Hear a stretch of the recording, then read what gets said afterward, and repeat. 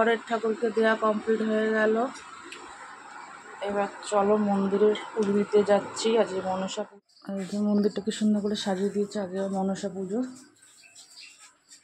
দিতে চলে এসেছি। তো নমস্কার বন্ধুরা, আজকের ব্লগটা আমি এখান থেকে শুরু করছি। ছিল হ্যাঁ ঠিকই বলছো, মনসা পুজো। তো আমি মনসা পুজোর জন্যই আমি বাপের বাড়িতে রয়ে গিয়েছিলাম।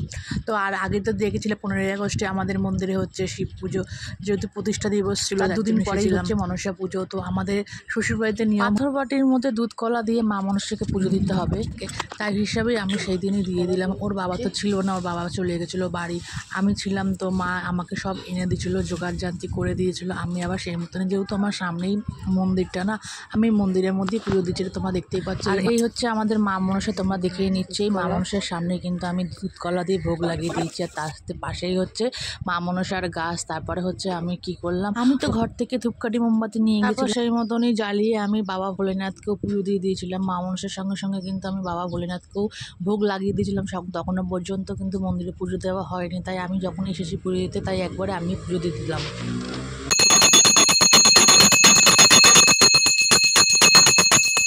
আর ইনি হচ্ছে আমার পাড়ার এক দাদা। সে কবে পুজো হয়েছে 2 দিন আগে, তো ঠাকুরের বাসন কিছু রাখা ছিল, নিয়ে যাওয়ার কথা মনেই পড়ে না। তো আমি তখন পুজো দিতে বললাম যে এগুলো নিয়ে যেতে, নাহলে আবার মন্দির তো বাইরের দিকে, চুরি হয়ে যাওয়ার সম্ভাবনা থাকে। সেই বুঝেই ওকে আমি দিয়ে দিলাম, ও আর নিয়ে চলে গেল। এদিকে আমার কথা বলতে বলতে আবার পুজোটাও কমপ্লিট হয়ে গেল। তোমরা এরকম মনসা পুজোর দিন তোমাদের কোনো নিয়ম আছে কি না পুজো করার? এরকম আমাদের তো নিয়ম আছে পুজো করার শ্বশুরবাড়িতে, তাই আমরা মনসা পুজোর দিন আমরা কিন্তু অন্ন খাই, ভাত খাই না, ওর বদলে আমরা রুটি খাওয়ার প্রচলন আছে। তোমাদের কীরকম কী নিয়ম আছে আমাকে কমেন্ট সেকশনে কমেন্ট করে জানাবে।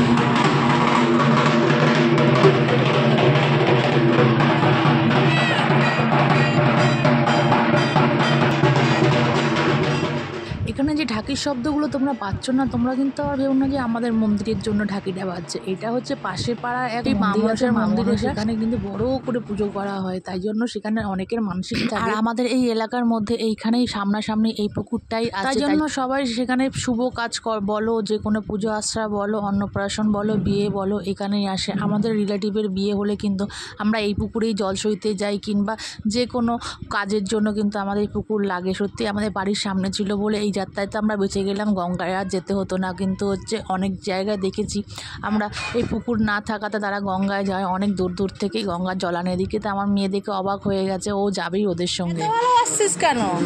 যখন বাড়ি থাকে তখন তো ভালোবাসিস না? হ্যাঁ বাবা, বড় মেয়েকে কত, ছোট মেয়েকে কত ভালোবাসে রে। আর যেহেতু আমি বাপের বাড়িতে রয়েছি না, ওর বাবাকে কিন্তু বেশি কি দেখতে পাচ্ছে না বলে কিন্তু ওর বাবাকে খুব মিস করছে। হয়তো মুখে বলতে পারছে না, ওর বাবা কিন্তু একবার করে মেয়েদেরকে আবার দেখেও যাচ্ছে, নাহলে ওর বাবারও মনটা ভালো লাগে না।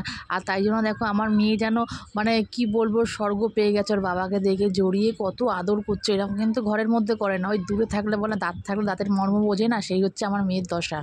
তো আজকে এই ছোট্ট মিনি ব্লগটা তোমাদের কেমন লাগলো আমাকে কমেন্ট সেকশানে কমেন্ট করে জানাবে, ও বেশি বেশি লাইক করে দেবে, শেয়ার করে দিয়ে সাথে থাকবে।